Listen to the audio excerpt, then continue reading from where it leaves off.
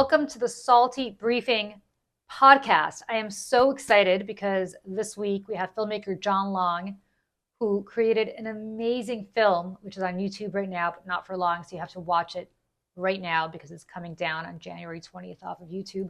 The film is called Fight Like Hell, and it's effectively a document about January 6th.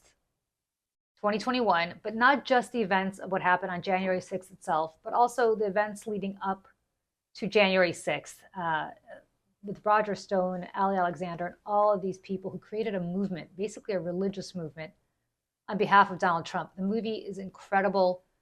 If you're a Republican, you should watch it and let me know what you think. If you are a Democrat, you should watch it and also let me know what you think. It is so relevant to how Donald Trump won 4 years later, and it is so relevant to what's going on right now. It is a must-see film. You will be outraged, you will be depressed, maybe some of you will be inspired, but regardless of your political leanings, I cannot describe to you how important this movie is and how much you should go to YouTube right now. Fight Like Hell, the movie.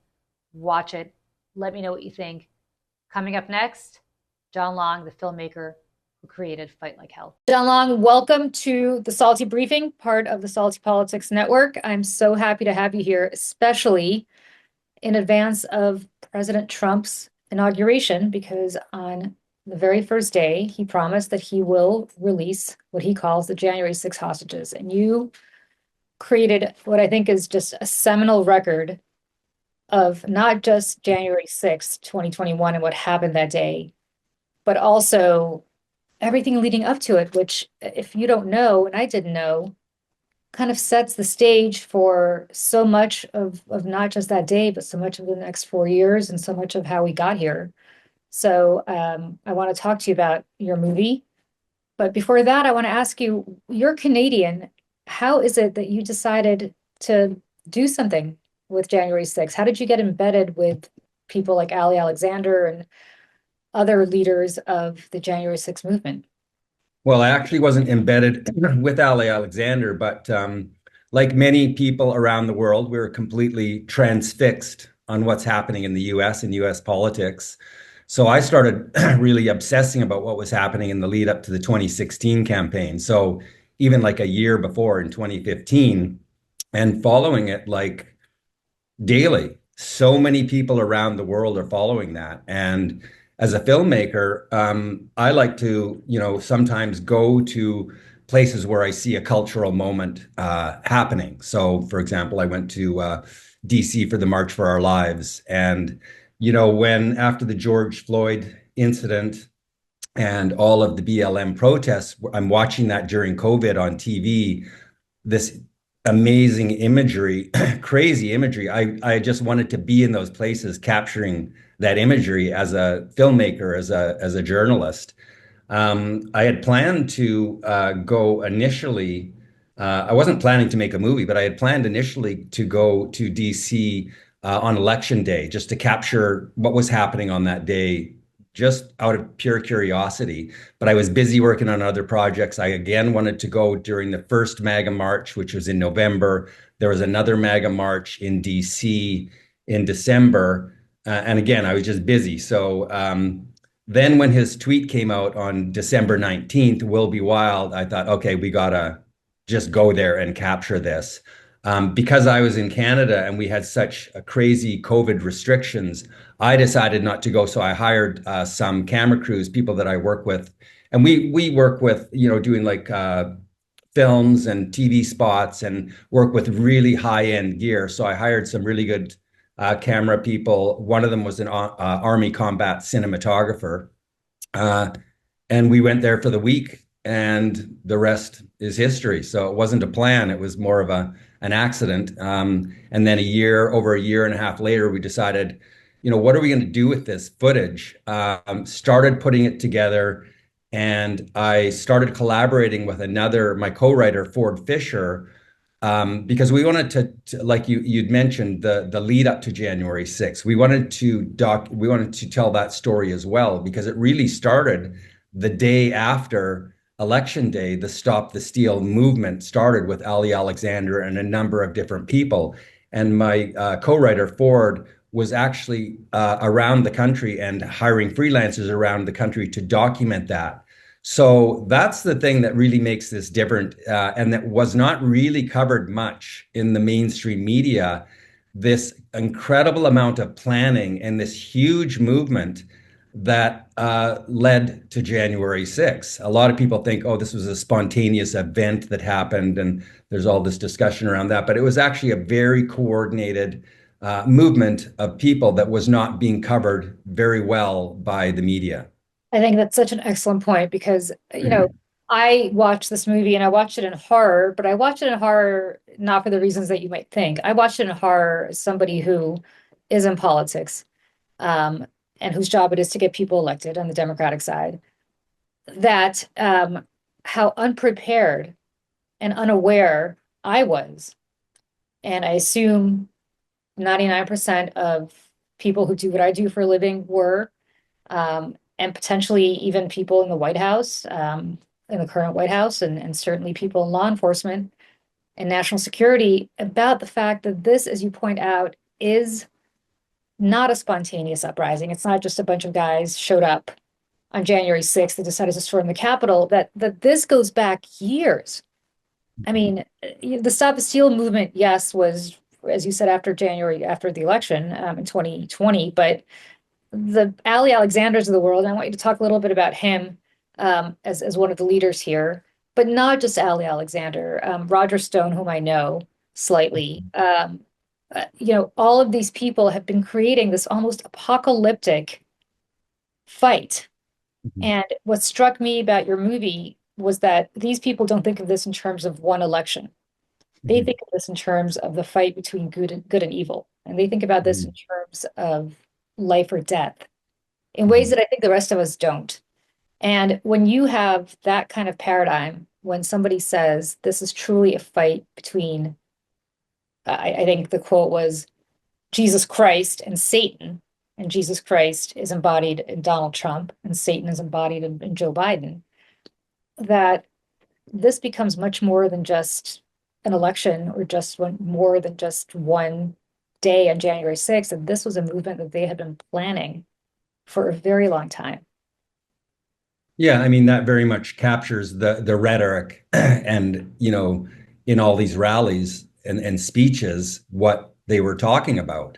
And Roger Stone had coined that phrase, I believe it was in 2016, in preparation for uh, an election they didn't lose against Hillary. And then in 2020, the torch of the so-called brand Stop the Steal was essentially passed to Ali Alexander, and he became the main organizer for the Stop the Steal movement.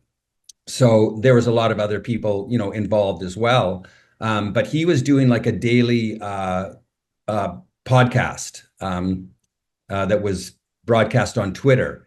And so he was organizing, telling people where we're going to go. There was these events that were happening, starting on November 4th, the day after the election, and all the way to January 6th, all around the country, caravans with Alex Jones, the big events in DC.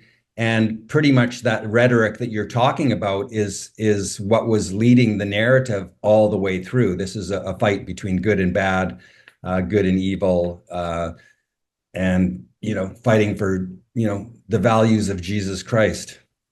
Who is Ali Alexander? Because Roger Stone is somebody who's been around politics going back to, even before the Nixon era, very well known, has worked on, hundreds of campaigns. So Roger Stone is kind of, to me, a known quantity, somebody who's been around politics for 30 years.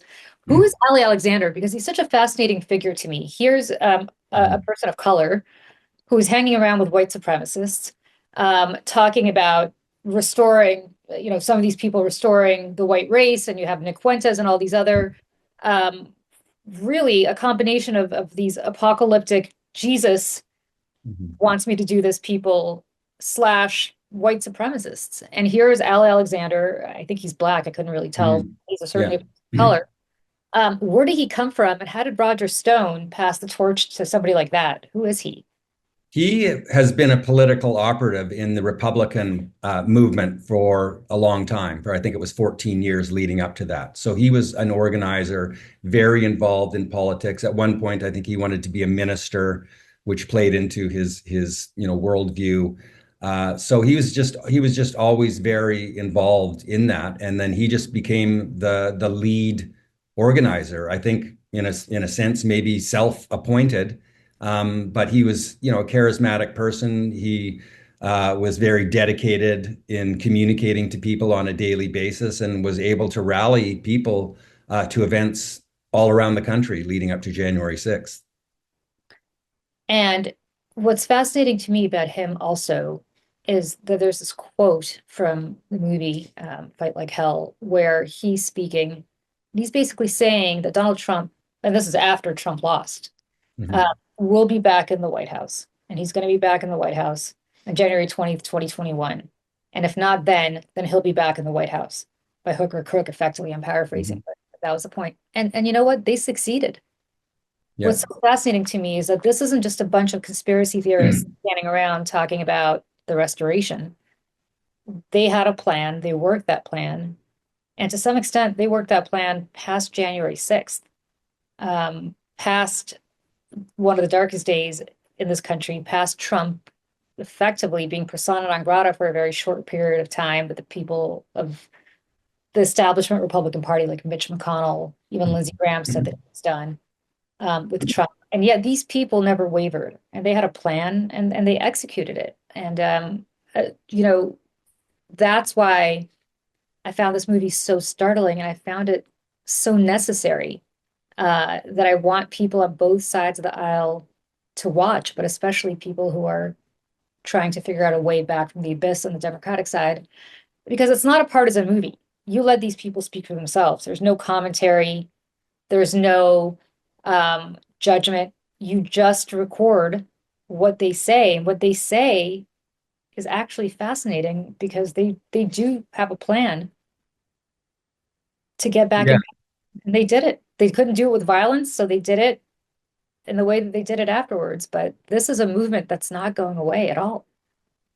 Yeah, and I mean a lot of the in the speeches you hear, so Ali Alexander was collaborating and at a lot of these rallies with Alex Jones and Nick Fuentes, and like you say, there's all these conspiracy theories and stuff like that. But you're right, they never wavered, even after January 6th, they continued, whereas almost everybody else, even Republicans, at least on January 6th and maybe part of January 7th, there was a transformation. There was unity.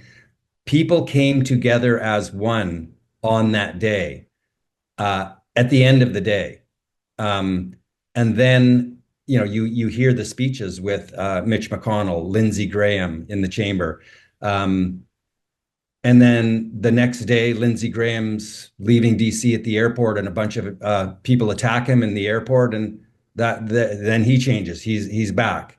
You know, Kevin McCarthy's at Mar-a-Lago, whatever, a week or two later, and it just starts, you know, going back to the way the unity is, and that transformation is lost, and then that brings us, to where we are today. But they were all working, the main organizers and communicators that weren't really being covered, like the speeches that Nick Fuentes and Alex Jones and Ali and so many others gave at these rallies in plain sight with thousands of people around. You couldn't see those. So, you know, I think what this film does is it more just lands you in those moments. It's more like an immersive experience, an observational, almost like a fly on the wall.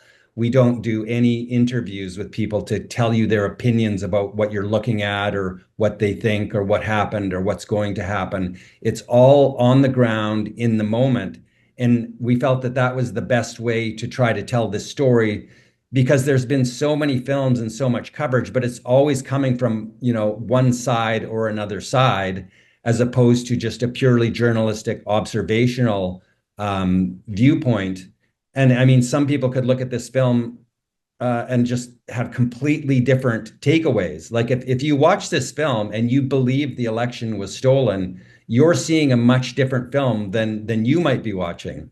Of And I course. think that's, the essence of journalism is that's what you're trying to do and show things in context. And that's the really important part is to show it in context because you could take a little sound bite or a picture, for example. Tucker Carlson might take a picture of a Trump supporter protester walking through the hallways with a police officer in the Capitol, and then talk about that for 20 minutes as it was just a peaceful protest and the police were inviting everybody in. And that's the narrative for the day. But that's just a tiny, that did happen, but that's just a tiny sliver of what happened. So, there was over 100,000 people there that day. Most of them were peaceful protesters, but there was some people who were incredibly violent, as we've all seen the pictures. And being able to see those events unfold in real time, rather than like a 2-second clip, you can see that the how the momentum started. Like some of the shots in this movie are like 2 minutes long, and they refute a lot of these, like a picture says 1,000 words. They refute a lot of these theories that, oh, that was all Antifa that was starting it, or that was Ray Epps from the FBI who started everything. Like, just by looking at what happened in the moment, you can judge for yourself, maybe even better than they would do in a court case. And as we know, today is the anniversary of the Jack Smith report being released, so that all of that work that he did, although it won't go to trial, is being released into the public. So people will have that information. How much they'll pay attention, I don't know. The thing about a film is, in a horrible way, I guess it's entertaining to watch because it's created as a film, so it needs to be something that is compelling to watch.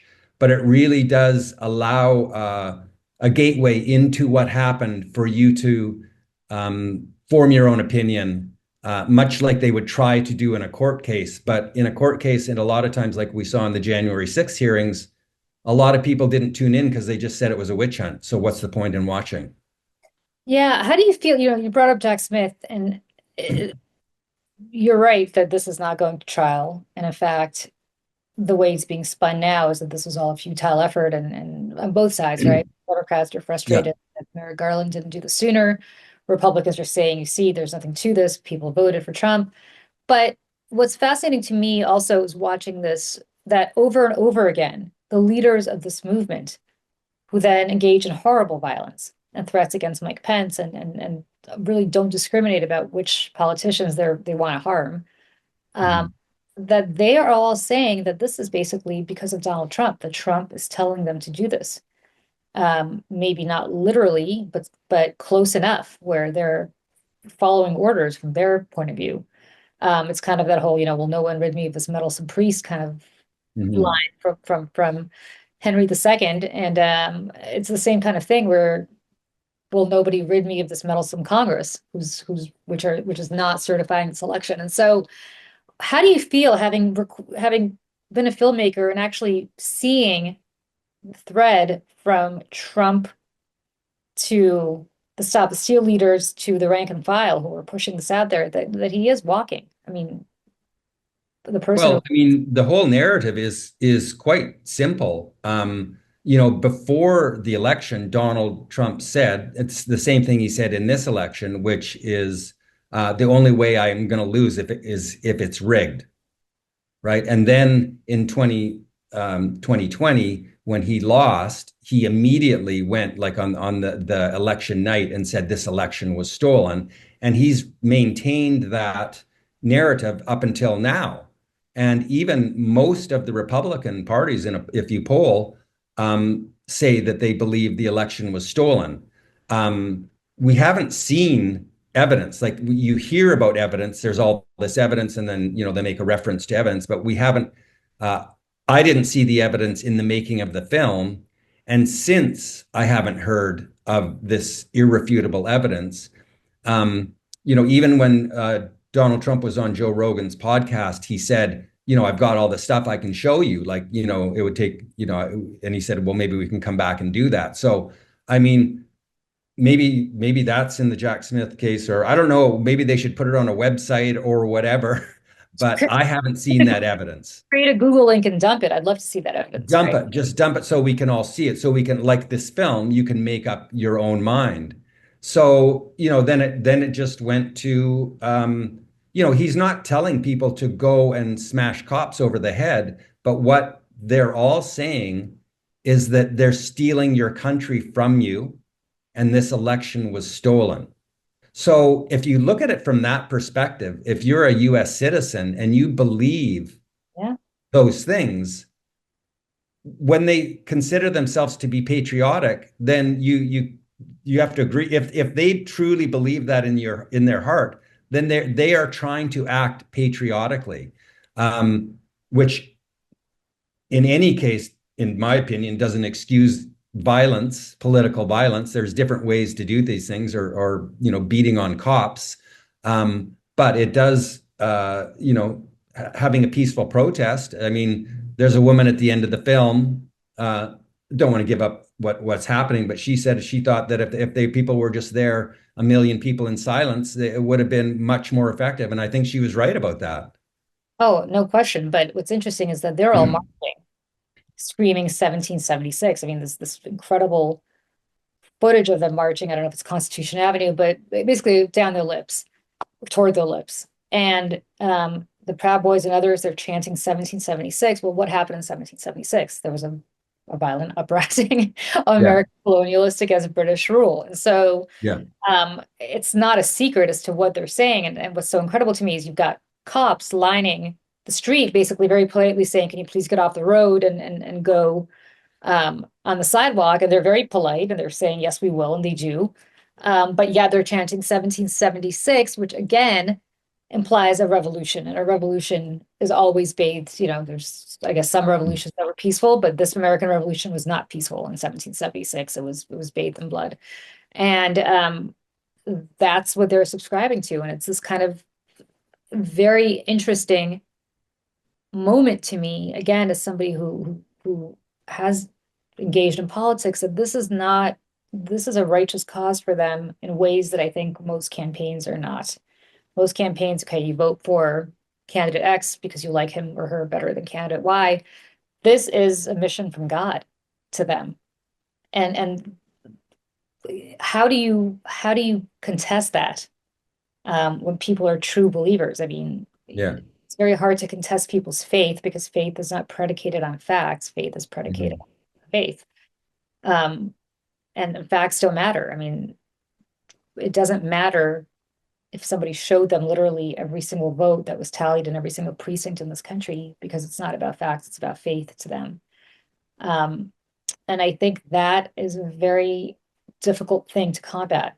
And this movie, to me, really hit it home that this is not so much a movie just about a moment in time, but it's really a movie about where the United States is today. And it's fascinating to me that it took somebody who's not in it in this country the way that I think American citizens are to come in from the outside and really hold up a mirror to where the United States is right now. And effectively, these people are back in power. And having made this film, you're about to watch potentially on January 20th, in a few days, Donald Trump pardoning these people. And what do you make of that as somebody who observed them and created a movie about this?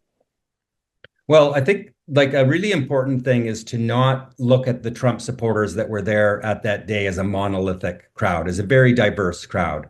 So most of the people are there to protest peacefully. So I think part of the problem, and so much division that's happening in the US is because of this labels. It's like you're one side or the other. They don't see the nuance of that. All of these sides are very diverse. So when you refer to all of the people that were there as insurrectionists, it becomes, a problem, and it just makes it more divided. And if you're just more accurate in your terminology or your description, in saying that, peaceful protest is fine, most of the people there were peaceful. The other people who were violent, that would be horrible to see someone who is beating up on police officers be pardoned, in my opinion. That doesn't make sense to me. They're trying to protect their their capital. Um, so a blanket pardon, I don't know, that doesn't seem to make sense. I'm sure like every individual case has its own facts. There could have been people who were swept up in the momentum of what happened and walked into the Capitol, which is very different than someone who picks up a weapon and smashes a police officer over the head. So every case is different. And I know that most of the country is against just this blanket pardon to all the people that he calls hostages. But the people who he calls hostages are violent people. I mean, the people who are just walking down their lips and protesting peacefully are Yeah, not they're sitting. not in jail. Yeah. So Yeah. what's fascinating to me is that he is actually talking about releasing the people who beat up on cops, so much for bags of blue. Um, and also releasing people who, I mean, these people were not tourists in the Capitol. I used to work in the Capitol, so I can tell you it's very hard to get in there. You have to go through mag Mhm. machines. There's a lot of security there. You don't just stroll in for a tour. Yeah. There's a visitor center you have to go through. I mean, it's not, you don't break through doors and go to Nancy Pelosi's office uninvited. That's just a crime. I mean, if I were to do that right now, I'd be arrested, and rightly so. And so to me, um, these hostages, as he calls them, are people that you have a film about who maybe did it. And I think you raise an excellent point. Maybe did it for all the right reasons because they truly believe, again, that this is a fight between good and evil. And when you see evil taking place, you've got to do everything possible to stop it. So I'm not suggesting that there are people who are motivated by bad intentions. I think it's important for people to understand where a lot of these people are coming from. Again, And it's not only good and evil. It's they thought they were told the the election was, election was stolen. So but they thought they were fighting against a corrupt election system. they were told the election was stolen That's right. by Donald Trump.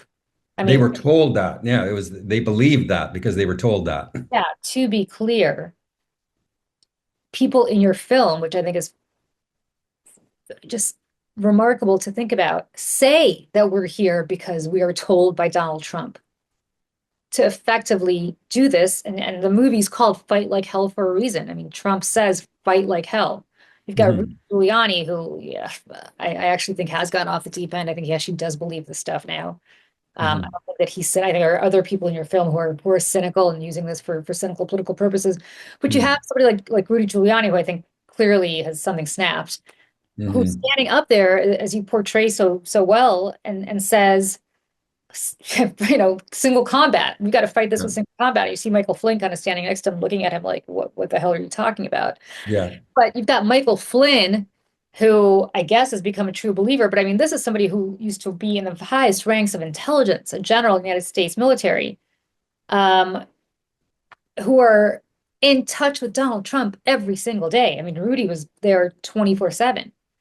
And you have people like that effectively telling the people who are now hostages, as Trump calls them, that the only way to do this is through combat and, to quote Trump, fight like hell. Well, how do you fight like hell when everything else failed and it's 1776 and you've asked the king to stop taxing you and you've asked the king to stop quartering people in your houses and you've asked the king for more control over your colonies and the king says no? What do? You go to Lexington and Concord and you start the battle. You go to Bunker Hill and the shots are fired. Mhm. Um, and of course, it had to result in violence because these people, again, if this is an apocalyptic message from God, and Jesus Christ has now anointed Donald Trump as his messenger on earth, well, of course, you have to go and save your country. And so, to me, it's almost sad after watching this movie that I'm not talking about Stuart Rhodes. I'm not talking about people who really should Mhm. know better. But I mean, there are Yeah. people who just are sitting in prison now Mhm. that are just washed by Trump, who knows full well that this election was not stolen. He's admitted it. Mhm. He has no filter. And as you point out, here's Jack Smith submitting a report. We have all the January 6 hearings, and the country's just over it. They're just sick of Yeah. it. They've moved on. And he will be, what's also interesting to me is watching them march down their lips with the scaffolding on the west side of the Capitol going up for Joe Biden's inauguration. Well, the same scaffolding is up now on the west side of the Capitol for Donald Trump's inauguration. And Yeah. they made it happen. That's why it's so important to see this stuff unfold in context. Like when they use the word fight so much, you can say that in the recent campaign, Kamala's campaign, they use the word fight a lot, right? So you have to see it in context. Like someone can use the word fight and you get a feeling of love, or it's the nuance behind. So really what you need to do is watch in context all of the rhetoric, the speeches. How do you feel when you're hearing these speeches? So for example, on January 5th in Freedom Plaza, there were speeches all day long. So that's maybe a 3 or 4 minute scene in the movie, and you can feel those speeches. How do those speeches make you feel? And you're using the same word fight, but one could be a call to war or violence, and one could be a call to love. So it really comes down to nuance, and you have to see things in context, because when you try to tell stories in sound bites, you can manipulate the audience. Yeah, I'll tell you how it made me feel. It made me feel that Democrats had no chance in this election. Because as you rightly point out, and this movie just, I keep coming back to this because it's so eye-opening. I just want everybody to see this movie because I want people to understand that this movement is not just limited to January 6th and the days prior to January 6th, that this is a movement that continues. These people feel that there is an imperative from Jesus Christ to go and win elections, regardless of how they do it, or not even to win elections, to put their They stamp on the United States government. They were saying all of these things 4 years ago. And they're in the film. Listen to Nick Fuentes' Crazy. speeches in the film Yeah. 4 years ago, and a podcast with Nick and Ali Alexander and Alex Jones, where Nick essentially talks about, what we need to do is we need to take over the White House, fill it full of people who are 100% loyal to Donald Trump, and it will become the permanent revolution. They were saying it all a long time ago, what's happening. Yes, and there's a quote from one of them saying, I think it's Nick Fuentes, I'm no longer a Republican. I'm a Trump, I forgot how you put it, but something Trump like supporter, yeah. quarter. Like it doesn't Yeah, matter anymore. It's all about yeah, Donald Trump. I mean, it's truly, um, I mean, if you kind of know your religious yeah, history, it's almost like they're disciples. I mean, and yeah, so, and then here you have Kamala Harris is running a conventional campaign, or Joe Biden, or really any Democrat. I'm not blaming the two of them. You could stick, Barack Obama, Bill Clinton, whoever comes next in this. And okay, well, I like their policies and I like where they stand and where they're leading the country. I'll vote for them, or maybe I'll just stay home. Like maybe I'm just sick of the whole thing. These people are not staying home. I mean, to them, this is like the second coming. yeah, And they were going to win. And the intensity is tremendous. And I know people might say, well, that's just, a few people. It's not huge. It's spreading. It's spreading because it went from being a few thousand people on the ellipse on January 6th to Donald Trump winning the popular vote. And 30%, the statistic is astounding. Something like 32% of the Republican Party believes that the 2020 election was not stolen. mm-hmm. That means almost 70% of Republicans believe the Stop the Steal stuff, whether they participated in it or not. So this is not just, your film to me is not just about, again, Alex Jones, which people could say, okay, the guy's a clown, or Nick Fuentes, who's, a self-described incel, and we could all laugh at that, which, I think we shouldn't. We think we should take it seriously, or Ali Alexander, whoever the hell he is, or wherever he came from, some low, not well-known political operative who suddenly just became the face of this whole movement. But it's not, because it's kind of like, speaking of vaccines, I mean, this is like an unvaccinated party where this is just infected a once great party. I don't agree with them, but there used to be two parties in this country that fought over taxes and fought over welfare and that fought over, abortion. But this is much more than that. Your movie really demonstrates what a religious movement this is, with Jesus, That with Jesus Christ replaced in some ways by Donald Trump. that's the key point. There's a very predominant, white Christian nationalist movement, and it's been, it's not spontaneous. This has been happening for a long time, and that's what drives a lot of the people who were there is that movement. Yeah, I mean, you have, and I don't want to give the film away. I just, it's actually a really life-changing film. And I don't do many podcasts around films, but this one is so important going forward, not to relitigate, but going forward, I think it's so important. There is a scene in the early part of the movie where you have very casually a bunch of guys standing with, I don't know my assault weapons. So I don't know if it's an AK-40, whatever it Yeah. is, just standing around with a bunch of assault weapons, very casually outside the State House in Georgia, trashing Governor Kemp, who's a Republican, for certifying the election. How dare he? And saying that this has to stop. And they're just standing there with these massive assault weapons. And I'm thinking, my God, if you are a member of Congress who is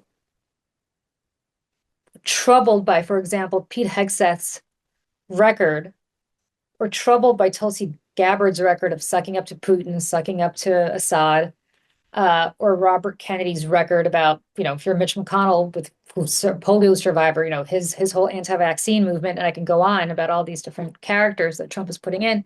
But you see a movie like this, and from their perspective, you're thinking, oh my God, I'm just going to say yes to this because I don't want these guys coming after. I mean, these are like brown shirts. This is about personal safety to me as much as it is about a movement, because they will stop at nothing, because they truly believe, as you just pointed out, that you need to have a government that is staffed by whoever Donald Trump wants. I mean, that is an imperative. That's not an optional. Mhm. Yeah. And if you're Governor Kemp and you're standing, you're God knows what this guy must think if he were to watch this movie, to see that there are people, just because I guess it's legal in Georgia, just standing around with their assault weapons trashing you.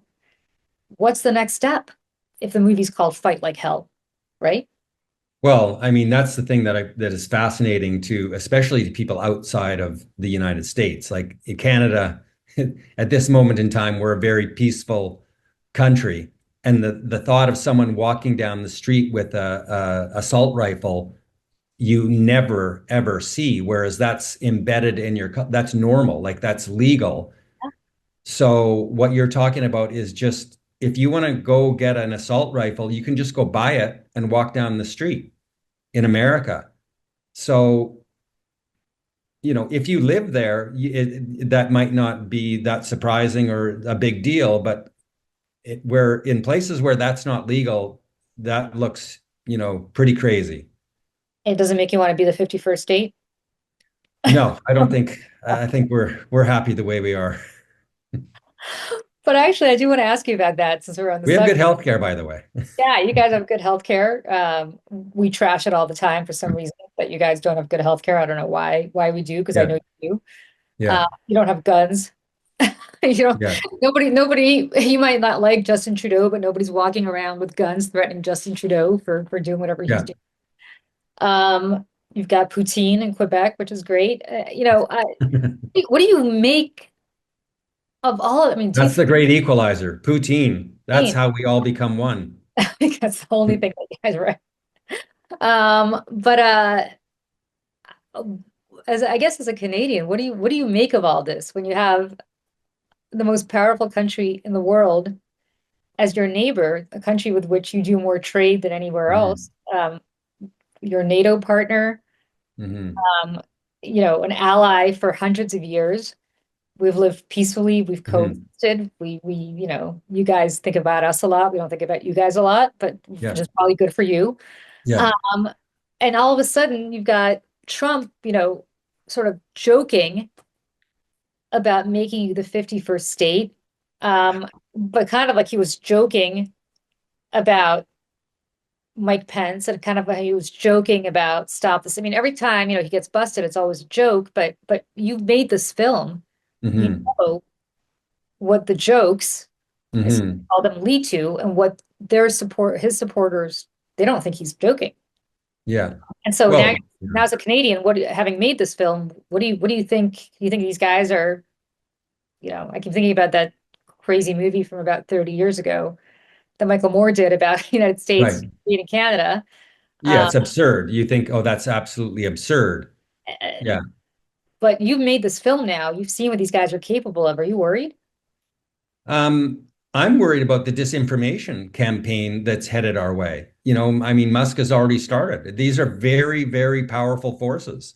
Through those forces can, especially with misinformation, can have a big effect on populations, and they're doing it all over the world. So I didn't think in my lifetime that I would ever see a threat like that. I have had conversations that at some point in time, the U.S. is going to there could come to heads because of the water and the energy and that type of stuff. I never thought I would see that in my lifetime, but when he first mentioned that, I took it very seriously.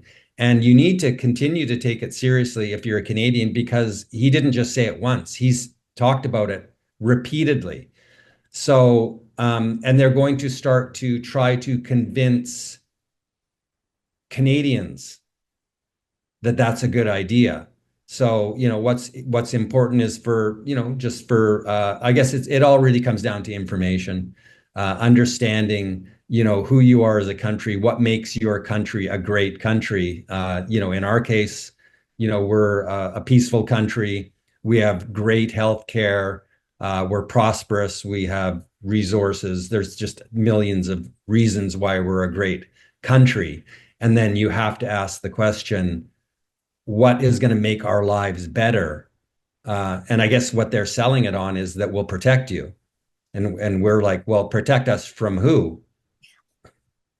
You guys can protect yourselves. I mean, we have a NATO treaty where we have to protect you anyway. If Yeah, someone invades you, and you have to protect us. I mean, yeah, the only time that I don't want to get into this too much, but the only time that the Article 5 in NATO was invoked is actually when we got attacked, the United States, and Canada sent military personnel for 20 years to Afghanistan to protect us. yeah, So to me, this whole notion of we'll protect you, well, yeah, you damn better protect yeah. Canada because we have a treaty to that effect. But again, coming back to your movie, it's not even a question of brainwashing Canadians because hopefully, I have a column coming out called The Maple Anschluss, but like that hopefully will never happen.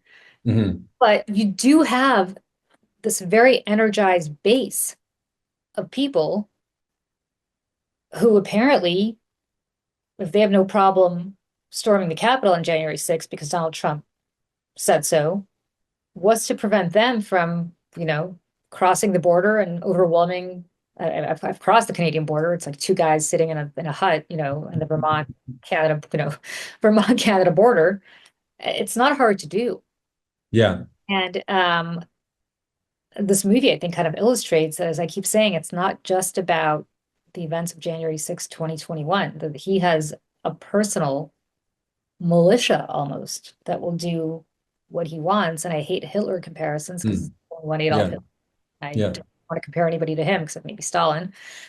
But if you look at late 20s, early 30s Germany, it is this personal cult of personality that then creates a personal militia that then overwhelms or subsumes the military. And I think you have a national security team that he's putting in now with Pete Hegseth and others who subscribe to this MAGA movement.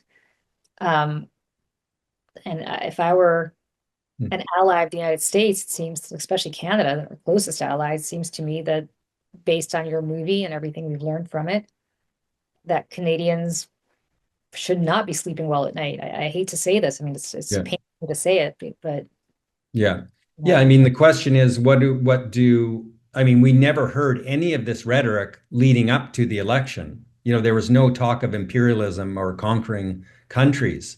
Um, I don't know how his supporters are interpreting this. Like they voted him in for other reasons, to bring prices down, to control the border, to have mass deportations, and these types of things, right?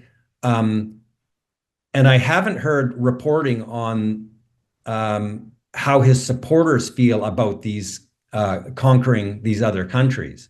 Like I've heard what Canadians are saying, especially Canadian leadership is saying, but do his supporters just go, "Oh, we're not worried anymore about inflation. We're not worried about tariffs, our prices going up, and we've actually moved the ball, and we're with the administration that we should start taking over these other sovereign countries."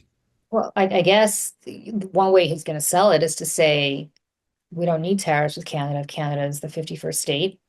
Um, Canada is not controlling the border, so you've got all sorts of illegal migrants, as he would put it, coming from Canada. Mm. I don't think that's accurate, but nevertheless, Mhm. he can say it. So, you want to lower prices. Well, Canada's lumber goes into housing and lower housing Yeah, prices. All the stuff that, again, we trade with you more than anybody else. So there's a lot of Canadian goods flooding the American market that could lower prices. His argument, if they were American products. yeah. Uh, you know, I guess the one thing I take from this movie that I think everybody, again, should watch and take from it is you should take him both literally and seriously, because a lot of people do. And you saw what happened 4 years ago, almost to the day, on January 6th, 2021, um, because those people took him seriously, and just a small fraction of them are sitting in prison right now. And even if you weren't releasing them, there's a whole movement out there that will do whatever he wants. And if we all have to get on, boats, Well, cross lakes to get to Canada, I guess we was. I mean, it's kind of a crazy. now it's 50% of the country. I mean, the popular vote was pretty close, within a 1 or 2%. Yep. So Yep. it's a massive movement. It's a massive movement. I don't know that all 48 or 49% of the people who supported him necessarily subscribe to MAGA. I think they were just frustrated, maybe, as we keep talking about the price of eggs. Yeah. It's certainly the core of the Republican Party, which is not insignificant, that really does believe this. And as your movie showed so clearly, they're on a mission from God. Yeah. Donald Trump is the messenger. And I hope people wake up and realize that, because this is not a fight. This is not a fair fight. I think Yeah. this is a fight between true believers and people who vote in elections every year or every couple of Yeah. years. Um, Yeah, I think like what you said earlier, that it's really just a mirror on American culture. This film does that without trying to interject opinions about what you're seeing. And I think that type of, like, when we started making this film, we said we want to try to create pathways for empathy, so that you're not just coming at it from a side, you're just observing what happened. And so in that respect, I think it can maybe inform people, or just have people see them in themselves, see a picture of themselves, whether it's you're a Democrat or a Republican, and just maybe challenge your perspectives about what you're seeing. And I do believe, like the woman at the end of the film says, really, all we just, I think citizens do want to come together. They do have shared values around the things that matter most, which is just being free, being safe, being prosperous, having a shot, having healthcare, having education. Like those are a better world for our kids. Those are the things that we need to talk about and bring people together. Everything else is just divisive. And that's what people are doing now. They're taking those fringe divisive things, and they're turning it into a real live reality TV show and pitting everybody against each other. And that's how you get power. um, just incredible. The movie, It's called Fight Like Hell. It's on YouTube now. I think it's not going to be on YouTube long, right? So you want to watch it this week. Um, uh, and I truly do urge people to watch it because that's how you prepare yourself for the next 4 years and what needs to be done and what you're up against. If you're on the Democratic side, if you are a Republican, I'd be curious to hear from you because this movie, as you said, doesn't point out foibles and doesn't judge. It just shows what was going on. And some people may think it's really inspirational, and some people may be horrified by what's happened to their party. But I would love to hear from people, especially on the Republican side, who watch this about their views. No judgment, no judgment, because I watched it, and I will tell you, there are people sitting in prison right now who I believe probably should have gotten a waiver for mental reasons. I know that they wouldn't, but these are people who truly believe. They're true believers. I mean, these are disciples in truly the most religious terms. And so I'd be very curious to hear from people about that. Thank you so much for joining the Salty Briefing, and so grateful to you for the movie, which I think is really indispensable. Go to YouTube, Fight Like Hell, watch it. Thank you. Thanks for Thank having you me. so much. Yep.